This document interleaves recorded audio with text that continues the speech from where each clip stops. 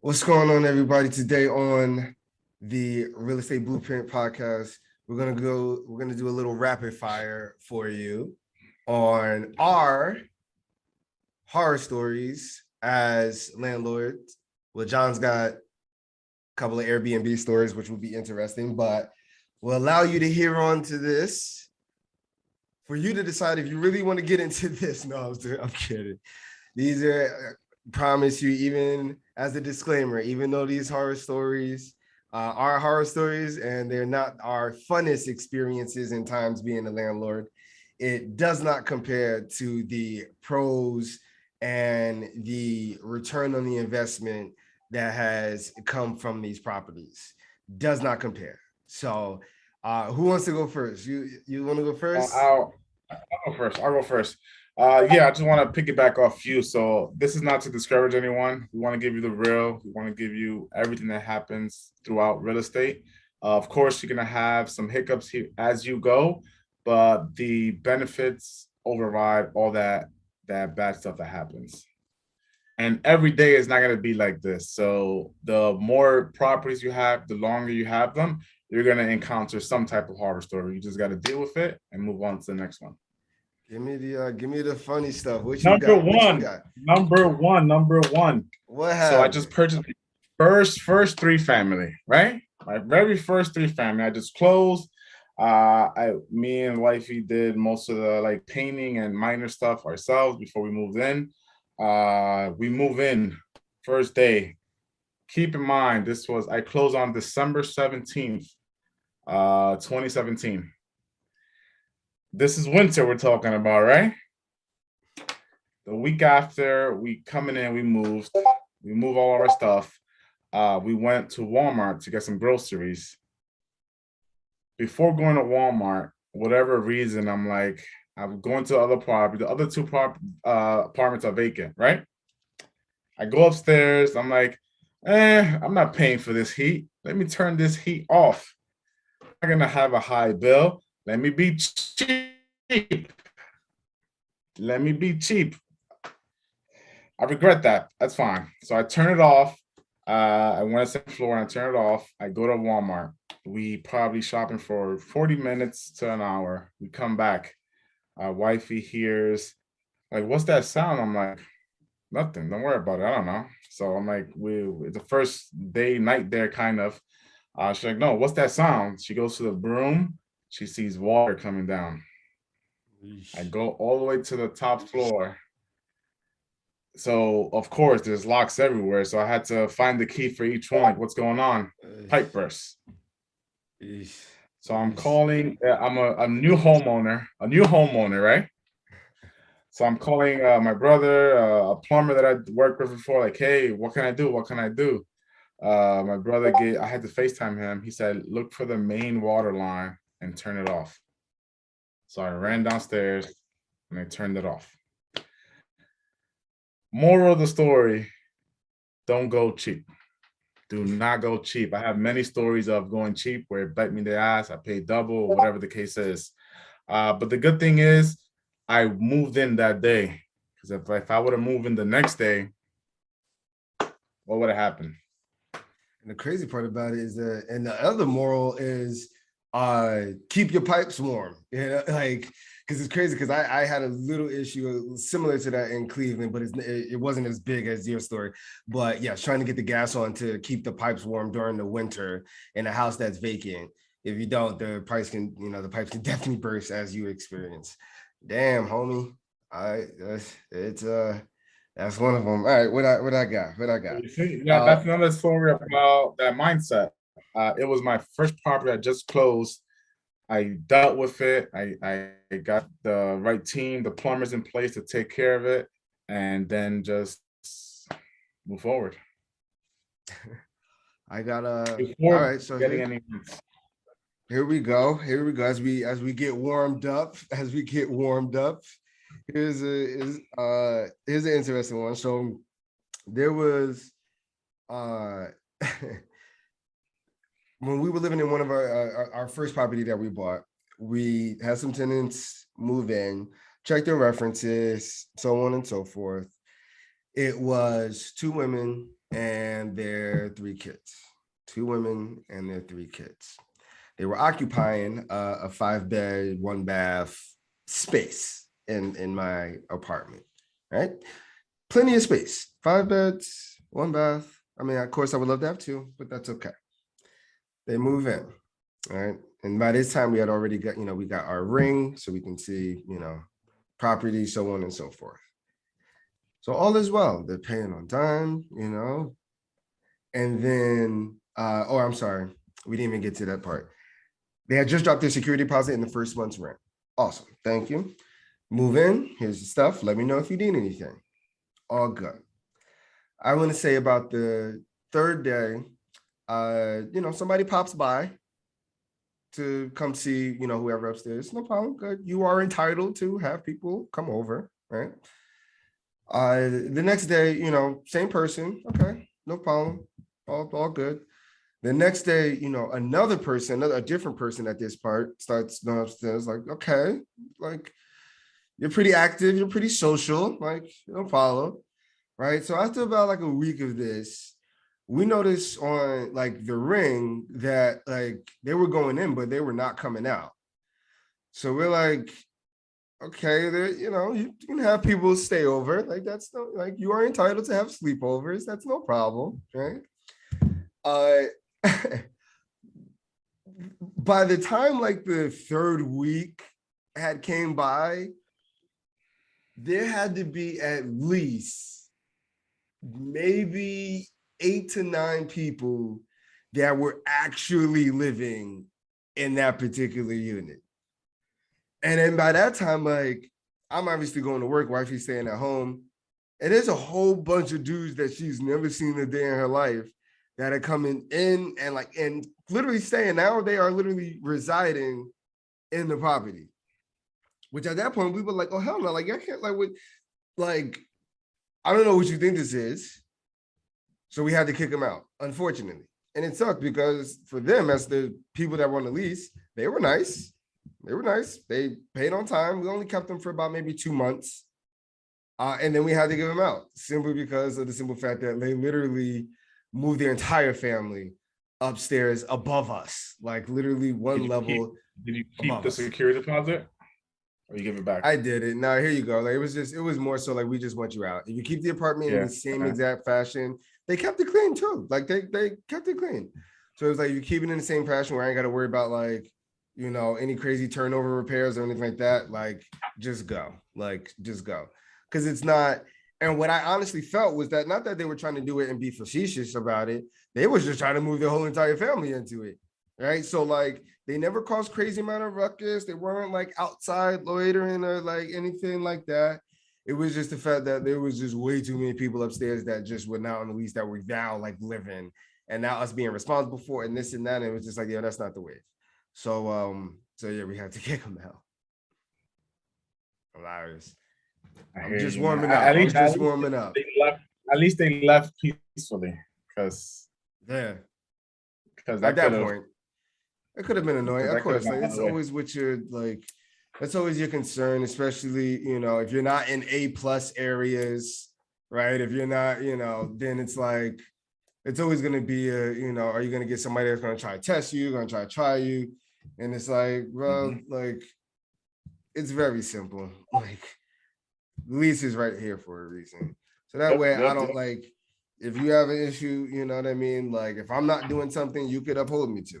But like, get out. So they got out. So number 2 for me. So I'm living in the property, 1st floor. I have 2 tenants upstairs.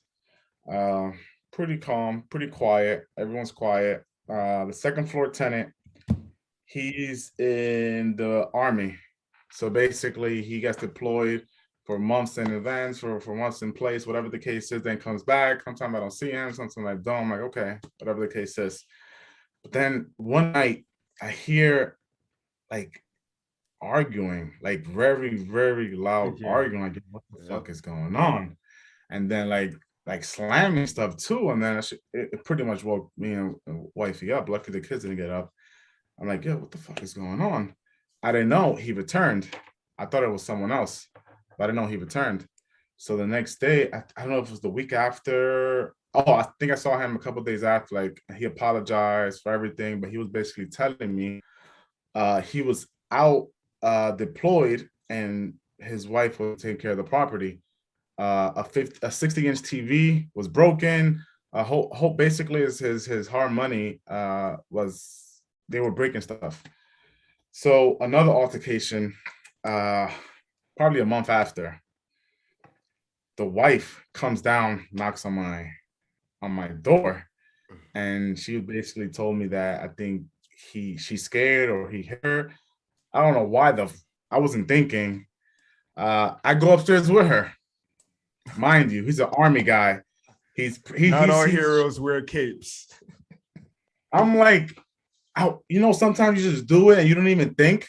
I'm going up like, yo, this guy's probably pissed. Why would I go upstairs, get in the middle of it, and like some action's happening? But luckily, right when I was going up, cops knocked. Luckily, I was home. We just got home probably like an hour before. I basically opened it right away because if I wasn't home, they probably would have broken my front door. So they got a call for a domestic violence case.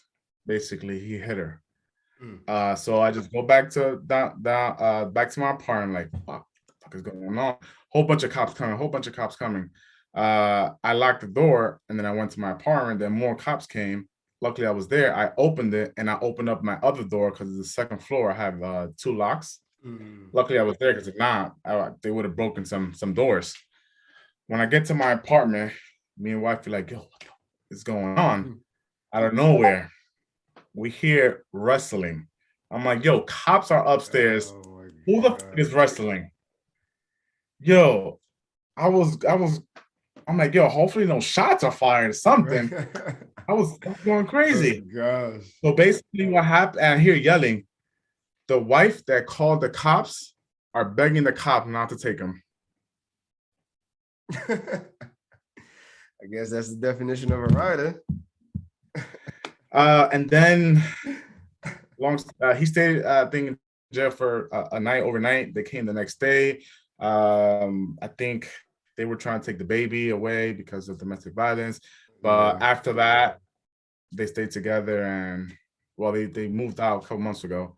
But yeah, that was an interesting 30-minute little. That's so, and I think every landlord has at one point might have had like some type of like domestic dispute or cops like at their tour, and like the same property. Like I have another cop situation for the Airbnb, so we could talk about that later. We'll talk about that next because my next one you actually reminded me of, and I don't even know if I can call it a story because it's just an experience, and because it has not stopped. It doesn't seem like, and what it is the same thing where in one of my properties I have literally like she's got to be I think a 17-year-old girl, and he's got to be 16. I think he's younger. But long story short, the boyfriend and girlfriend, youngins, the boyfriend and girlfriend, they fight. Like I don't understand. Like they fight. She fights her mom, but she's there. Councilman called to my house a couple of times, like over there, like domestic dispute. She got pregnant by him, so like she's got a baby on the, or she had the baby already. And again, it's weird because like obviously to me, like they're so nice. Like they're not, I don't say so nice, but they're respectfully nice enough, like as people in our interactions. But like again, like they're right above us. And this is the people that, and they're still there now, but I'm just no longer there. But these are the people that we got in after we kicked out the other people for having too many people in the actual unit. So it's like they fight, and I don't know what has happened since.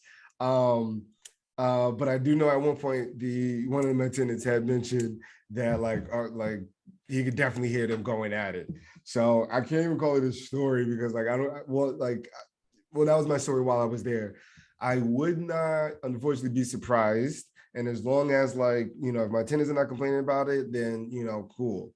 But if they start to, then I'm gonna have to unfortunately like do something and possibly kick them out, because it is, you know, you don't want the cops showing up to your crib every time. But cops have showed up a couple of times like with that, and it's like y'all like, yeah, teenagers causing like so much like anguish and just so much like Yep. issues Yep. at a property Mhm. that grown folks are taking care of. Like, go drink Yep. your apple juice and go sit in the corner. Like, why are you causing these issues right now? So that's mine. Let's hear this Airbnb story. No, I forgot another one. It's a kind of experience like yourself. The same second floor. I think the sister came for like to stay for some time or something when he was like away at the army. Um, shouldn't have let that happen. She's not in the least. Side topic. Mm-hmm. Uh, sh- she she's how can I say this? Basically, she's an immigrant, so she's from another country. Uh, she was praying very, very late hours. I'm talking about 1 a.m., 2 a.m. And when I say pray, she was yelling at the top of her lungs, like yelling at the top of her lungs. Before, at one point, I'm like, yo, are they getting it on up there? At first, but then if you listen, because you're like half awake, you're like, it's to wake me up. So when the husband came back, I brought it to his attention, like, and he didn't want to speak to her because he was the wife's sister. He didn't want to speak to her because he like, you know how people are in their country. If you tell them to stop praying, they think you're the devil, this and that. I'm like, nah, I'm gonna speak to her myself. Luckily that stopped, but it was many, many nights, sleepless nights. Well, yeah, a pretty good amount. More wifey than me because I sleep through. So she's a light sleeper. Airbnb. So if I wasn't there, I wasn't able to encounter this. I was getting ready the second floor apartment. I was getting it ready for Airbnb. I was getting ready to leave. When I was leaving, I see cops pulling up. I'm like, oh, okay. I guess there's cops on the street. He's coming to walk to the building. So I'm like, coming here? Yeah, this is whatever number house is. I'm like, yeah. Oh, I got a call for an overdose. Oh I'm my like, wait. god. I'm like, wait, what? You got a call for an overdose? So I opened the door for him. It was the first floor where the Airbnb is, and it was one of the rooms. It was shared rooms, so it was the rooms in the house. They go inside, and then more cops come. So I'm like, what's going on? I'm sticking by. Like, what the hell's going on? So the boyfriend clearly is on some type of drugs. Clearly. But he didn't wanna be taken. He's like, oh, I'm good. Like, okay. Ambulance comes. So it was probably like 30 minutes passed. Uh, and he kept denying services, denying help. So the cops leave. I'm like, yo, what's going on? Can I get some type of report? Can I get something? Nothing to write up. He denied help. So they just leave. So me and wife are talking. I'm like, yo, they're doing drugs in there. We want them out of here.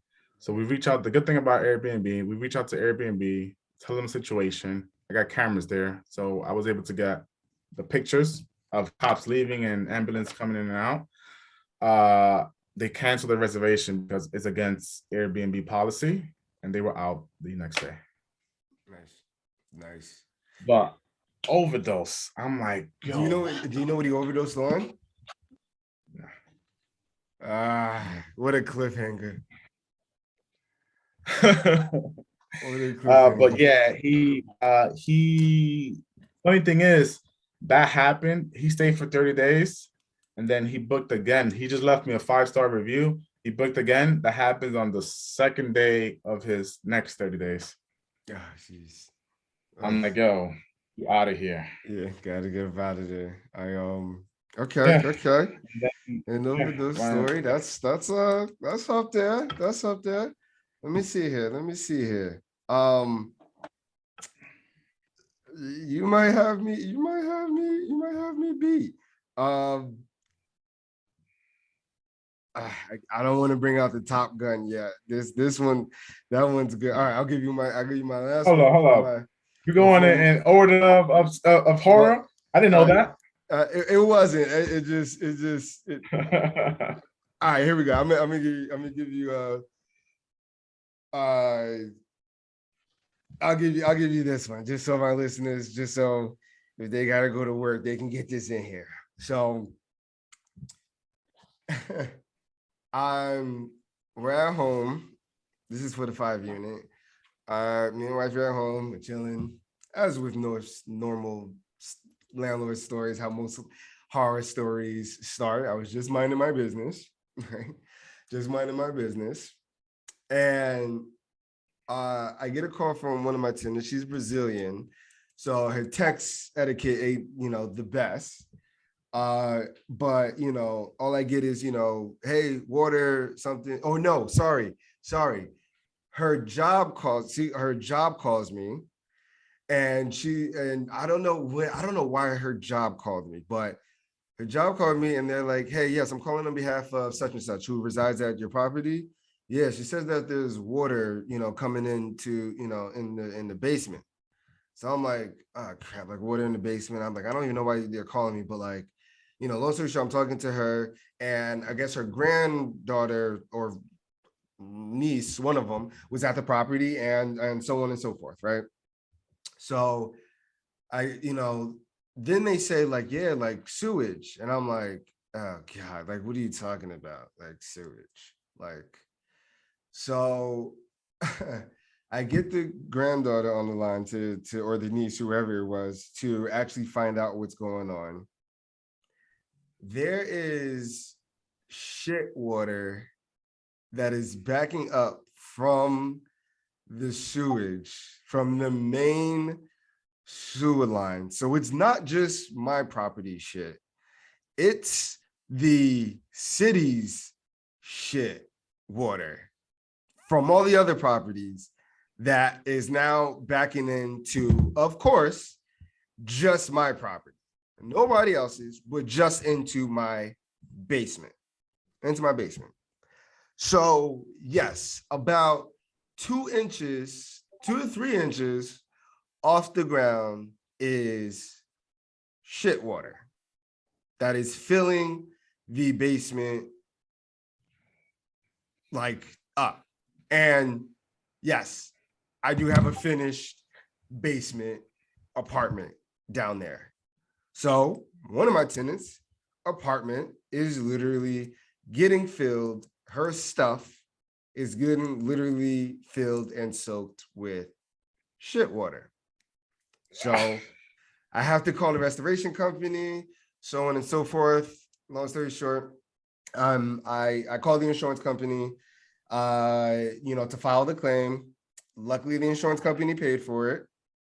I got the restoration company in there to clean it up, and so on and so forth. All right. Me and wifey are in Houston. I'm not done. Me and wifey are in Houston about 2 weeks later. 2 weeks later, I get a text from the tenant. Me and wifey having a good time. We're at this restaurant doing our usual thing. I love I love wine and dining right with my wife, right? So I get a text like, and it's not verbatim, but it just was broken English. But it's like, it's back, like the shit water is back. Like, and I'm like, oh my God, are you kidding me right now? Yes, like code alert, red alert, is happening. It's coming, and it's coming in here. I'm like, oh my God. So long story short, I literally have to do it all over again. Luckily, the insurance company covered it.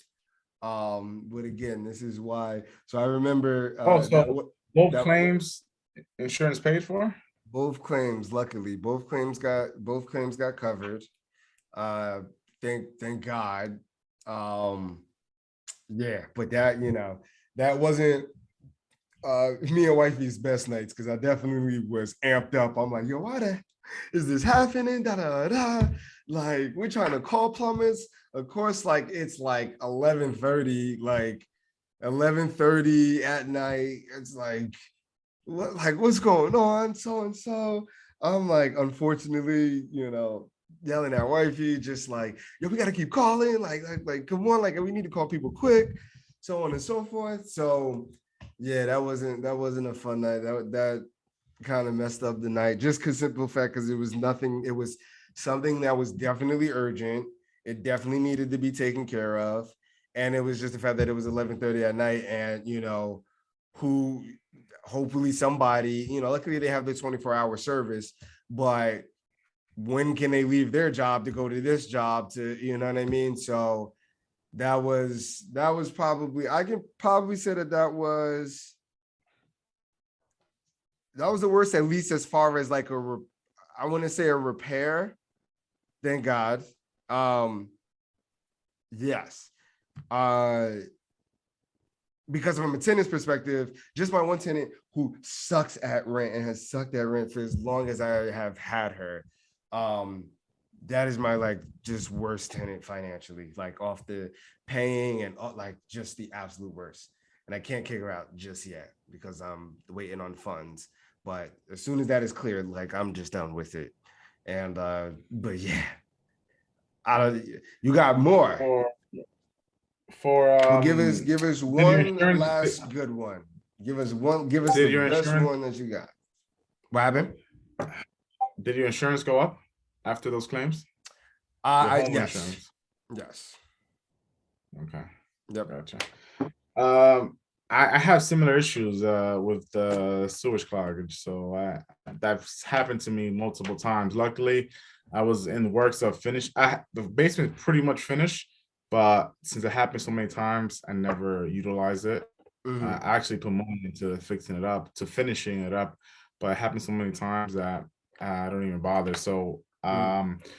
matter of fact, it happened, I think, when we were in Paris. I was getting texts Oof. for tenants kept saying, yo, it really smells bad as soon as you open the door and go into the house. I'm like, yo, what the fuck it is? Are they dirty? Are they not cleaning up? What's going on? So that's what happened. The basement was clogged up and it was shit water Yeah, all it's over. so annoying. All over. So the way the pipes are underground, it goes kind of to the house and it's old piping. Of course, if anything gets stuck, it's everything can be clogged back up and go back. So that's why I have in my leases don't use wipes or Mhm, anything, mhm. any flush certain things on the toilet. Um, so the first time I fixed it, of course, I got a regular plumber, and then I got a cleaning lady in there and get all that water out, all that stuff. But then it kept happening a couple times. So I called another plumber and he fixed it. He told me basically what the issue is. It's a 1, 2, 3. There's a certain part of the plumbing that I have access to. It can get stuck right there. So it's a device that he showed me and I could just pull it out. Sometimes it happens and it gets fixed itself because all the pressure keeps going. But that freaking basement, man, to officially fix that issue, I would have to redo those that piping Yeah. underground. But I definitely saw another tip that you can, I guess, put some type of, I don't know what it was, like a tunnel. It's an interesting thing. I gotta show you. I can't really explain it. So you go through one hole and you put some foam and get out the other hole, and then it like sucks out the middle part or whatever the case is, whatever's inside, and then it's like a casing around it. I got you. Pretty interesting. That's a quick, that would be a quick fix for my issue. So I have a few stories, but let's do this Airbnb one. Another Airbnb one. Well, we got time for the best I'll just do two one. that you I'll just got. do the Airbnb one. I just do Airbnb one. So I think there was the second apartment that I was just getting ready to set up. So there was only one room available. So I'm fixing up the other rooms, and I'm like, yo, these people are freaking. I have rules in the Airbnb, like common space. Don't put stuff in common space. So I'm seeing clothes over here. I'm seeing a baby seat over there. A whole bunch of stuff. They basically think the whole apartment is theirs. I'm like, yo, what the fuck is going on? So I bring it to attention. Yada yada yada. And then out of nowhere, the next day before my next guest comes in, Airbnb sends me a message. We can no longer support this reservation. It's against Airbnb policy.